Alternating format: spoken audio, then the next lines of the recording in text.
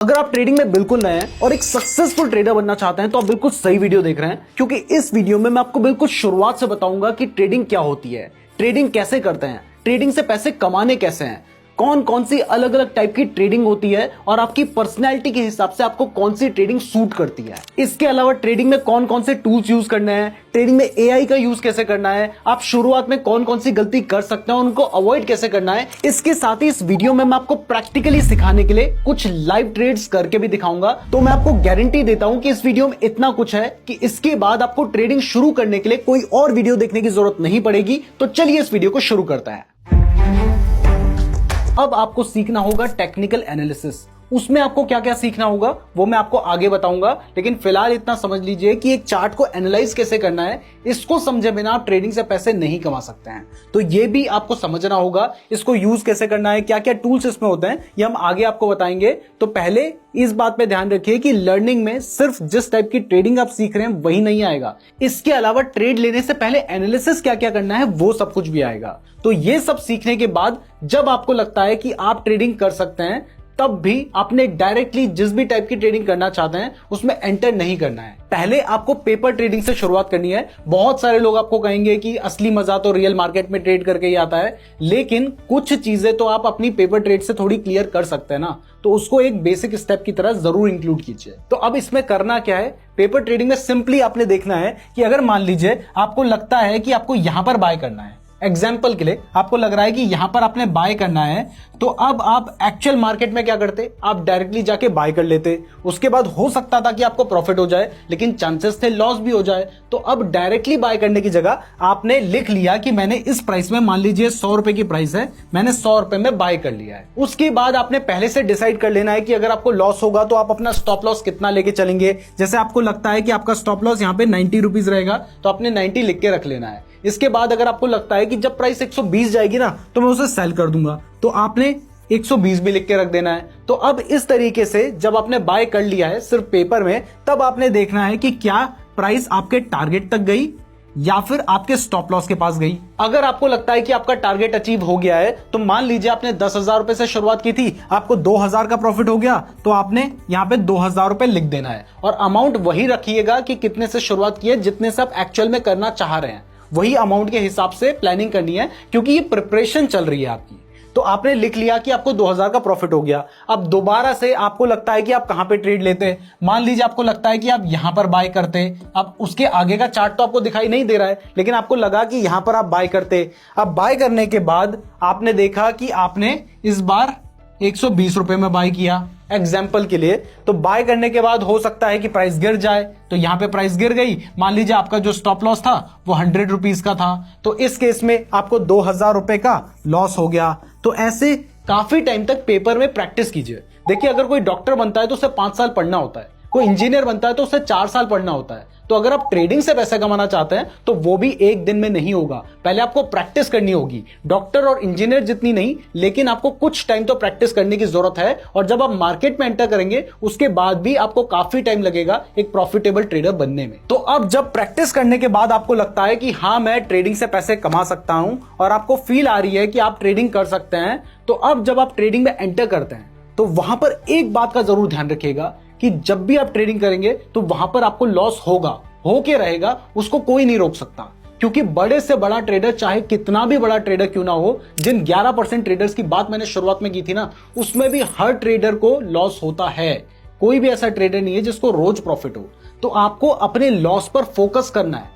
मतलब सब कहते हैं कि प्रॉफिट में फोकस करो, लेकिन मैं आपको कह रहा हूं कि शुरुआत में अपने लॉस पे फोकस करो, अपने लॉस को कंट्रोल में रखो। अभी आपका मेन काम है अपनी कैपिटल को प्रोटेक्ट करना। जो पैसा आप मार्केट में लेकर आए हैं उसको प्रोटेक्ट करना आपका मेन काम है। उसके बाद आपको कोशिश करनी है कि आपको प्रॉफिट हो, लेकिन फोकस रखना है कि ज्यादा लॉस ना हो। क्योंकि अगर आप शुरुआत में पैसे लेकर आते हैं तो लॉस तो होना है, लेकिन अगर वो लॉस बड़ा हो गया तो उस केस में आपका सारा पैसा खत्म हो जाएगा। फिर दोबारा से आप पैसे लेके आओगे तो आपका कॉन्फिडेंस और कम हो चुका होगा और दोबारा आप सेम गलती रिपीट करोगे, फिर आपको लॉस हो जाएगा। तो आपको बार बार लॉस ही होता रहेगा और फिर आपको लगेगा कि ट्रेडिंग से पैसे नहीं कमाए जा सकते। इसलिए शुरुआत में आपका फोकस होना चाहिए कि आप अपनी कैपिटल को प्रोटेक्ट करें। अगर आप 2-3 महीने अपनी कैपिटल को प्रोटेक्ट करते हैं तो समझ लीजिए कि एक दिन ऐसा भी आएगा कि जिस दिन आप बड़े बड़े प्रॉफिट्स करेंगे। लेकिन आपको पहले कैपिटल को प्रोटेक्ट करना सीखना है। अब कैपिटल को प्रोटेक्ट कैसे किया जाता है, तो इसके लिए कुछ चीजों का ध्यान रखना होता है,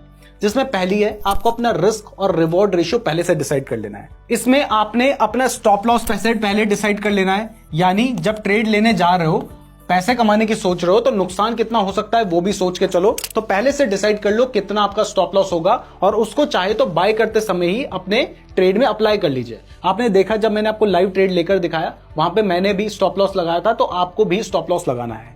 साथ ही शुरुआत में नए हैं तो बहुत ज्यादा लालच में मत पड़ो। ज्यादातर जो लोग अपना नुकसान करवाते हैं ना, वो लालच में ही करवाते हैं, तो आपको ज्यादा लालच में नहीं पड़ना है। अपना जो टारगेट है वो बहुत ज्यादा बड़ा मत रखो, ठीक ठीक टारगेट रखो। बट जो भी स्टॉप लॉस और जो भी टारगेट आप रखते हो, वो आपने R/R के हिसाब से रखना है, यानी रिस्क इज टू रिवॉर्ड के हिसाब से रखना है। तो अगर आपको लगता है कि इस पर्टिकुलर ट्रेड में आपको 10 रुपए का नुकसान हो सकता है, तो वहां पर आपका जो मिनिमम टारगेट होना चाहिए वो 20 रुपए का होना चाहिए। अगर आपको लगता है कि 20 रुपए का नहीं हो सकता टारगेट, तो उस केस में आपने उस ट्रेड को नहीं लेना है। अब ये सिर्फ हम एग्जांपल के हिसाब से ले रहे हैं। आपको लगता है कि आपको 1000 का नुकसान हो सकता है, तो फिर 2000 का प्रॉफिट के हिसाब से चलिएगा। अब मुझे पता है कि आपको लग रहा होगा कि यार इतनी सारी चीजें होती है ट्रेडिंग में, इतनी चीजों का ध्यान रखना होता है। तो देखो, पैसे कमाने हैं तो ध्यान रखना होगा। अगर आपको सिर्फ थोड़े दिनों में अपना नुकसान करवा लेना है, 1-2 दिन पैसे कमाना है, 4 दिन नुकसान कराना है, तो फिर कुछ ध्यान रखने की जरूरत नहीं है। लेकिन कमाना है तो फिर सब चीजों का ध्यान रखना होगा। अब जब आप इस तरीके से ट्रेड कर लेते हैं, तो इसके बाद सबसे ज्यादा जरूरी होता है एक ट्रेडिंग जर्नल मेंटेन करना, जिसमें आप लिखेंगे कि आपने एक ट्रेड लिया, वो ट्रेड क्यों लिया है, उसमें नुकसान हुआ तो क्यों हुआ, अगर आपको किसी ट्रेड में प्रॉफिट हुआ तो क्यों हुआ। यह हर ट्रेड के हिसाब से आपको मेंटेन करना है। इसका बेनिफिट यह होगा कि अगर आप एक गलती करते हो तो आप उस गलती को दोबारा नहीं दोहराओगे। जबकि ट्रेडिंग में सबसे बड़ी प्रॉब्लम पता है क्या है? सबसे बड़ी प्रॉब्लम यही है कि लोग एक बार गलती करते हैं, उस गलती को रोज दोहराते हैं और रोज अपना नुकसान करवाते हैं। तो आपने एक बार गलती की, उस गलती से सीख लिया और अगली बार आपने उस गलती को नहीं दोहराया, तो आप इस तरीके से अपनी ट्रेडिंग को इंप्रूव कर पाएंगे। तो ये होगा आपका प्रोसेस एक प्रॉफिटेबल ट्रेडर बनने का।